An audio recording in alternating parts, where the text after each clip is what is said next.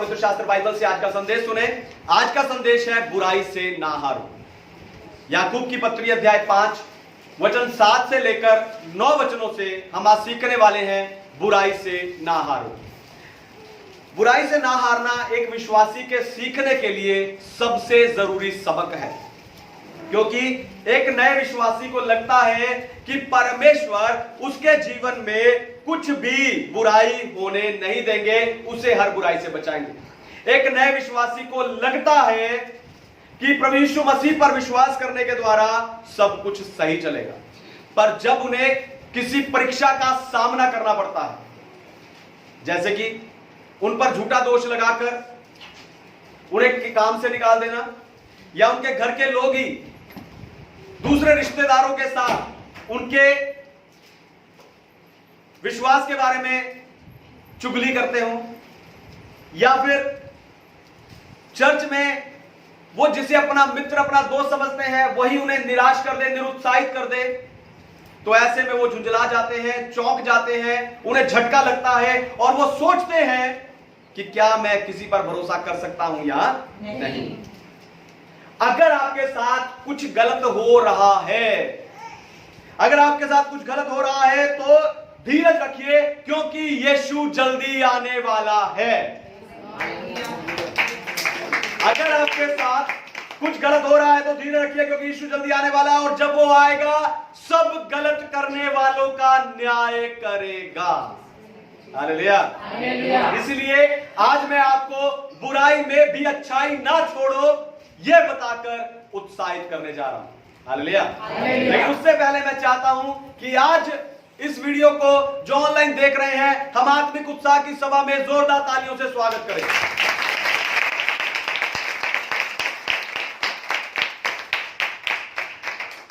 बुराई से ना हारो। सबसे पहली बात, जब अविश्वासी आपके साथ बुरा करें तो धीरज धरकर प्रभु के आगमन का इंतजार करना। जब अविश्वासी आपके साथ बुरा करे तो धीरज धरकर प्रभु के आगमन का इंतजार करना। तो धीरज के विषय में मैं आपको 3 बातें बताने वाला हूं। धीरज कैसे रखना है, मैं आपको 3 बातें बताने वाला हूं। सबसे पहली बात, धीरज रखने के लिए आशावादी रहिए। धीरज रखने के लिए आशावादी रहिए। पढ़िए याकूब की पत्री अध्याय 5 और वचन 7। इसलिए हे भाइयों, प्रभु के आगमन तक धीरज धरो। देखो, किसान पृथ्वी के बहुमूल्य फसल की आशा रखता है और हुआ प्रथम और अंतिम वर्ष होने तक धीरज रखता है। हालेलुया। परमेश्वर के नाम की महिमा हो। तो याकूब यहाँ पर किसान का उदाहरण देकर धीरज रखने की आज्ञा दे रहा है। मैं ऐसे लोगों को जानता हूं जो प्रार्थना करते हैं कि परमेश्वर हमें धीरज दे, धीरज दे, धीरज दे। आपको पता है वो ऐसी प्रार्थना कब करते हैं? जब उनके जीवन में कुछ गलत हो रहा हो। पर आपको बता दूं कि आपको धीरज सिर्फ बुरे समय में नहीं, अच्छे समय में भी चाहिए, क्योंकि तभी आप उन्हें उसे जरूरत के समय यानी अपने बुरे समय में इस्तेमाल कर सकते हो। हालेलुया। हालेलुया। किसान का फसल के लिए इंतजार करना ना तो बुरा है ना अच्छा, पर उसका इंतजार उसके धीरज को और आशा को दिखाता है। हालेलुया। किसान का फसल के लिए इंतजार करना उसके धीरज को और आशा को दिखाता है। याद रखो, परमेश्वर का उद्देश्य लंबे समय का है। हालेलुया। कोरोना वायरस कब खत्म होगा, मेरी मुश्किलें कब जाएंगी, ऐसे कई सवाल। याद रखो, परमेश्वर का उद्देश्य लंबे समय का है। यीशु कब आएगा, कब मेरा उद्धार पूरा हो जाएगा, कब मैं स्वर्ग जाऊंगा। याद रखो, परमेश्वर का उद्देश्य लंबे समय का है। परमेश्वर बुराई को खत्म क्यों नहीं कर देता? परमेश्वर आज ही सब कुछ क्यों नहीं बदल देता? याद रखो, परमेश्वर का उद्देश्य लंबे समय का है। हालेलुया। परमेश्वर का उद्देश्य लंबे समय का। अगर कोई किसान आज बीज डाले और अगले हफ्ते फसल ना मिलने पर निरुत्साहित होकर कहे मैं आज से खेती नहीं करूंगा, मैं खेती करना छोड़ दूंगा, तो उस किसान को लोग पागल किसान कहेंगे। हालेलुया। उस किसान को लोग पागल किसान कहेंगे। हालेलुया। हालेलुया। खेती एक धीमी प्रक्रिया है, पर अगर किसान मेहनत करे, ध्यान सुनिए, खेती एक धीमी प्रक्रिया है। अगर किसान मेहनत करे और परमेश्वर बारिश दे तो फसल होगी। हालेलुया। तो फसल पक्की है। दूसरों को बढ़ता देखकर, ध्यान से सुनिए, दूसरों को बढ़ता देखकर मैं पीछे रह गया, ये सोचने वाले लोगों को आज आत्मिक उत्साह की सभा से मैं कहना चाहता हूं, परमेश्वर की बारिश तक धीरज धरिए, आपको आशीष मिलेगी। आपको आशीष मिलेगी। पर पास्टर जी, दुष्टों का क्या जो बढ़ते जा रहे हैं? ध्यान से सुनिए, न्याय के दिन परमेश्वर अपना हसूला लगाएंगे और सारी फसल को काटेंगे। जो अच्छी फसल है, जो उसकी फसल है, उसे परमेश्वर अपने खत्ते में, और जो खराब है उसे आग में डाल देंगे। पर आप धीरज रखिए। दूसरी बात, धीरज के लिए दूसरी बात, धीरज के लिए यीशु के वापस आने के वायदे पर विश्वास रखें। धीरज के लिए यीशु के वापस आने के वायदे पर विश्वास रखिए। पढ़िए याकूब की पत्री अध्याय 5 और वचन 7। इसीलिए हे भाइयों, प्रभु के आगमन तक धीरज धरो। देखो, किसान पृथ्वी की बहुमूल्य फसल की आशा रखता हुआ प्रथम और अंतिम वर्षा होने तक धीरज धरता है। हालेलुया। परमेश्वर के नाम की महिमा हो। तो कलीसिया पर अत्याचार हो रहे हैं, पर याकूब उन्हें यीशु के वापस आने तक धीरज धरने को कह रहा है। कोई कह सकता है कि यह कैसा दिलासा है? अरे, मरने के बाद आसमान का एक टुकड़ा मिलेगा, उस एक टुकड़े के लिए जीते जी इतना दुख क्यों उठाना? ध्यान से सुनिए, सोचिए, आप अभी मरने वाले हैं, तो क्या आपको वो एक टुकड़ा चाहिए या नहीं? हालेलुया। ऐसे लोगों को मैं बता देना चाहता हूं कि नए नियम में 300 से ज्यादा वचन यीशु के वापस आने के बारे में है। दोबारा सुनिए, ध्यान से सुनिए, ऐसे लोगों को मैं कहना चाहता हूं, नए नियम में 300 से ज्यादा वचन यीशु के वापस आने के बारे में है। यानी कि 13 में से एक वचन, हर 13 में से एक वचन यीशु के वापस आने के विषय में है। हालेलुया। अगर वो अभी तक नहीं आया तो इसका अर्थ ये नहीं कि वो आएगा ही नहीं। दोबारा सुनिए, ध्यान से सुनिए, अगर यीशु अभी तक नहीं आया तो इसका अर्थ यह नहीं है कि वो आएगा ही नहीं। वो दिन चोर के समान आएगा। यानी जैसे जैसे लोग यीशु के आने के प्रति निश्चिंत होते जा रहे हैं, वैसे वैसे यीशु का आना जल्दी हो रहा है। हालेलुया। इसलिए आप धीरज धरकर यीशु के वापस आने के वायदे पर इंतजार करते रहिए, विश्वास करते रहिए। हालेलुया। धीरज के प्रति तीसरी बात, धीरज के लिए परमेश्वर के आगे अपने मन को दृढ़ करो। धीरज के लिए परमेश्वर के आगे अपने मन को दृढ़ करो। पढ़िए याकूब की पत्री अध्याय 5 और वचन 8। तुम भी धीरज धरो और अपने हृदय को दृढ़ करो, क्योंकि प्रभु का आगमन निकट है। हालेलुया। परमेश्वर के नाम की महिमा हो। तो परमेश्वर के आगे आपके मन की स्थिति आपके धीरज को व्यक्त करती है।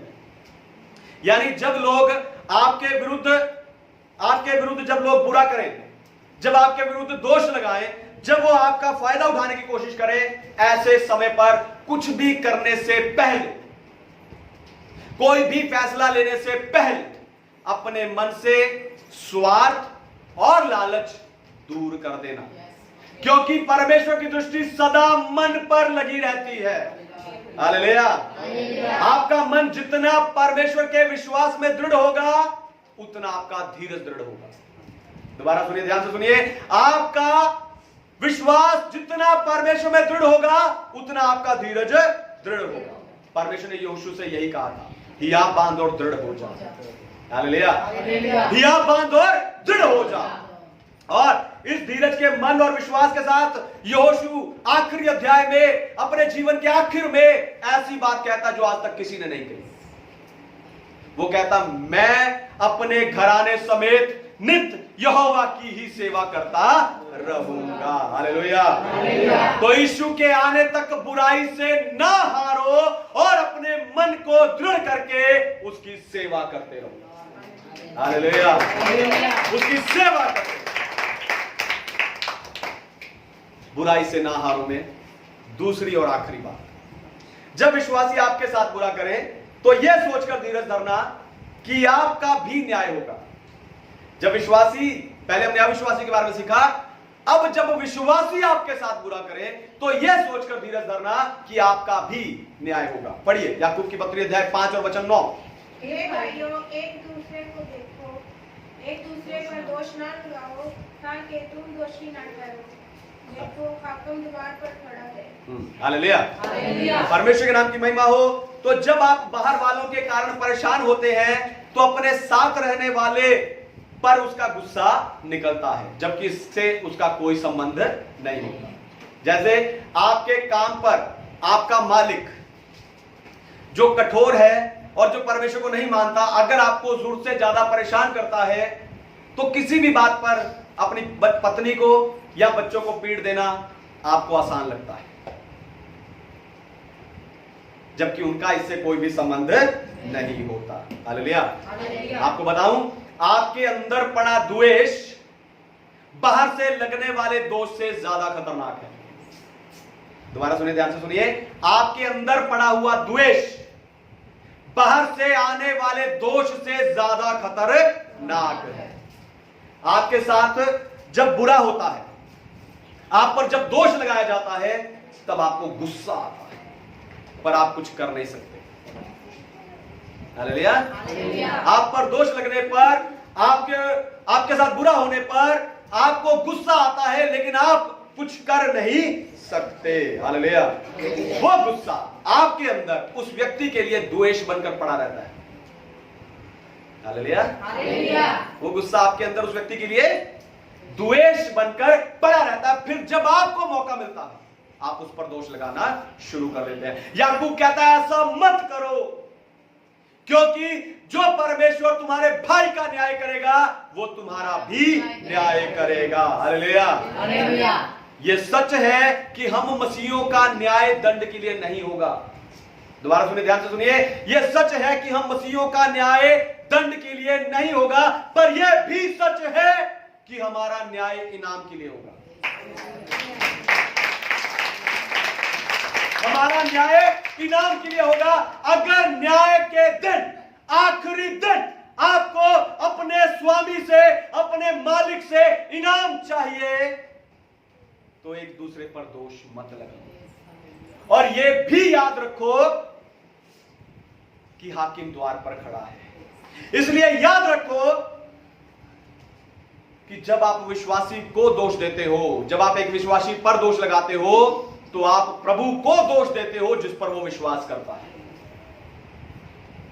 दोबारा सुनिए, ध्यान से सुनिए। जब आप एक विश्वासी पर दोष लगाते हो, चाहे वो आपका पत्नी है, चाहे वो आपका पति है, चाहे वो आपका रिश्तेदार है, चाहे वो चर्च का एक विश्वासी है, चाहे वो दूसरे चर्च जाने वाला विश्वासी है, चाहे वो दूसरे चर्च का पास्टर है, जब आप किसी दूसरे विश्वासी पर दोष लगाते हो तो आप प्रभु पर दोष लगाते हो जिस पर वो विश्वास करता है। हालेलुया। हालेलुया। यानी जब आप अपने भाई को दोष देते हो तो प्रभु को दोष देने का दोष आप पर आता है। दोबारा सुनिए, ध्यान से सुनिए। जब आप अपने भाई को दोष देते हो तो प्रभु को दोष देने का दोष आप पर आता है। हालेलुया। इसीलिए मेरे प्रभु ने कहा, दोष मत लगाओ तो तुम पर भी लगाया नहीं जाएगा। यही है उसका अर्थ। हालेलुया। इसलिए एक दूसरे पर दोष मत लगाइए, धीरज धरकर प्रभु के आगमन का इंतजार कीजिए और धीरज धर के हालेलुया परमेश्वर के बीच में दृढ़ होकर बने रहिए। आइए अपनी आंखों